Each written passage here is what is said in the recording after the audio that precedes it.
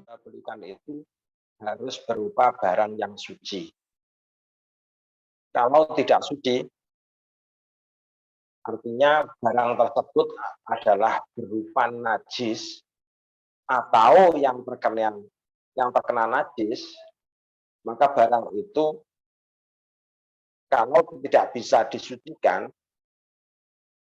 jadi kalau tidak bisa disucikan, maka tidak sah untuk dijual belikan.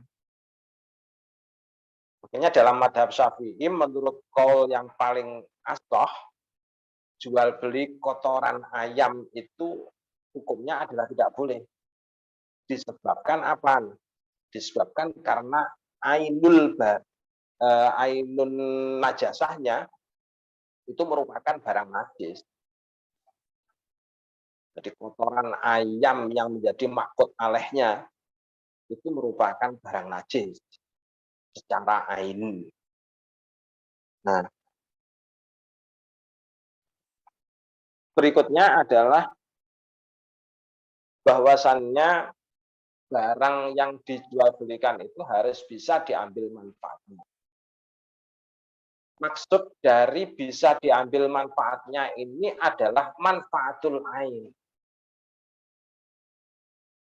Artinya begini, kalau misalkan saya menjual sepeda motor, maka yang dimaksud manfaatnya sepeda motor itu adalah bisa dinaiki. Itu namanya manfaatul ain. Jadi bisa dinaikinya itu wajib bisa untuk ditamlik. Jadi wajib untuk bisa ditamlik. Kalau ternyata manfaat dari sepeda motor tadi itu tidak bisa ditamlik, maka namanya bukan akad jual beli, tetapi menjadi akad apa? Bisa jadi nanti termasuk akad gharar, termasuk akad gharar. Nanti kita bahas di belakang. Terus yang ketiga, syarat dari barang yang bisa dijual belikan adalah bahwa barang tersebut harus merupakan milik sendiri. Yang berikutnya adalah bahwa barangnya harus bisa diserahkan. Kalau barangnya tidak bisa diserahkan, maka akadnya juga menjadi batal, akad gharar. Terus kemudian berikutnya adalah barang tersebut harus diketahui kadarnya. Artinya diketahui kadarnya ini ya bisa kadar takaran, timbangan, atau ukuran.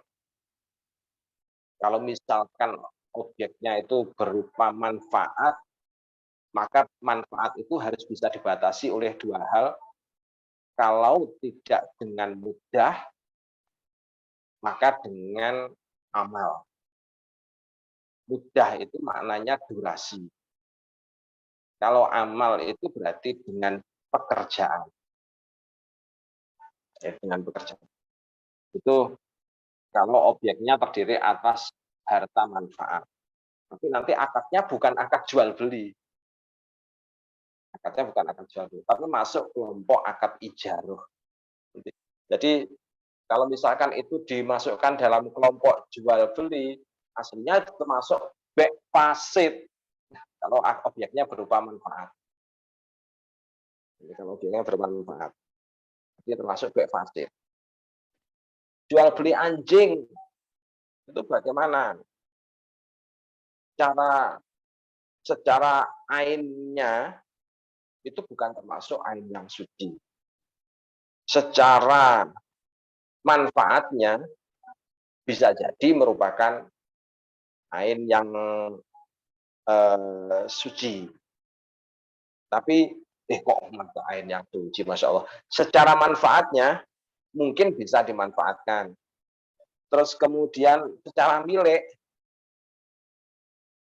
termasuk bisa jadi milik sendiri. Terus kemudian bisa diserahkan atau tidak, jadi bisa diserahkan. Diketahui kadarnya apa tidak, karena Karena anjing itu termasuk jenis fisik, berarti kan bisa diketahui kadarnya. Nah, yang terakhir ini butuwis sholah. Butuwis sholah ini merupakan punjer utama.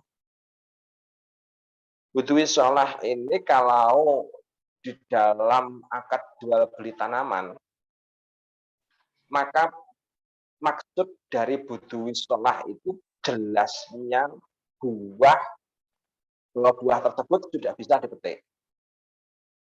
Atau bisa dipastikan bahwa buahnya bisa dipetik.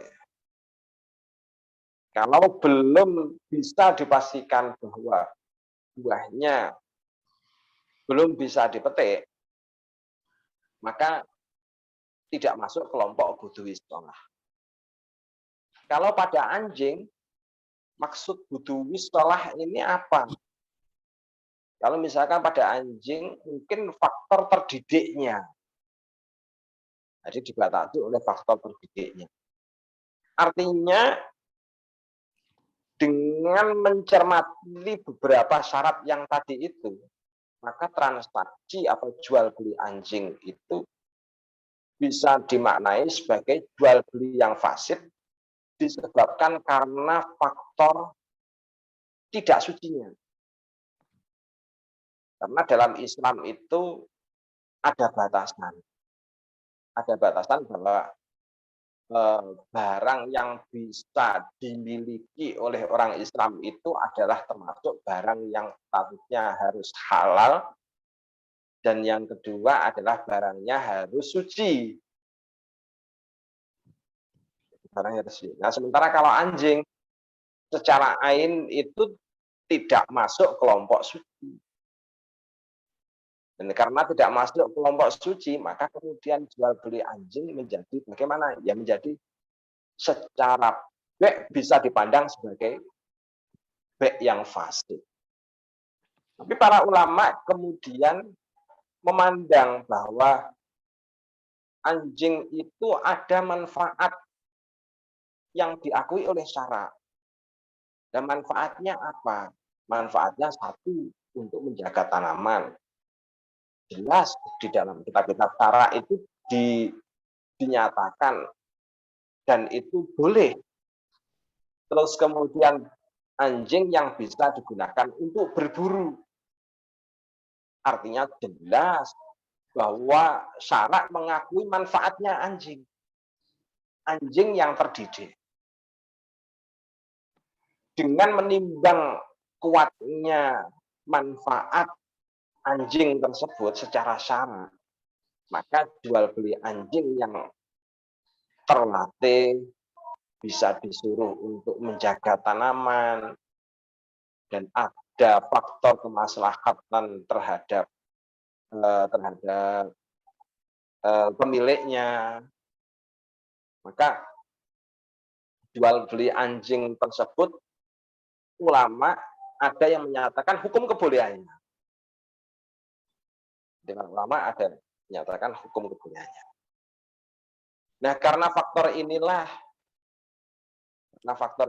maka kemudian muncul qaul yang ketiga yang menyatakan bahwasannya sebaiknya bukan jual beli anjing, tapi dinamakan saja dengan istilah naqlul yad. Nah, ini yang kemudian membedakan berbagai pembagian jual beli di dalam Islam dengan melihat objek yang diperjualbelikan. Nah, lanjut aja Mas, ini Mas. Nah, larangan dalam jual beli, sebenarnya ini sudah kita bahas pada pertemuan yang lalu. Intinya bahwasannya di dalam Islam itu memang ada batasan-batasan khusus mengenai jual beli. Allah itu sudah menegaskan bahwasanya Allah itu sudah menetapkan adanya batasan-batasan tersebut. Batasan-batasan itu tidak boleh dilanggar. Kalau terjadi pelanggaran, maka terjadi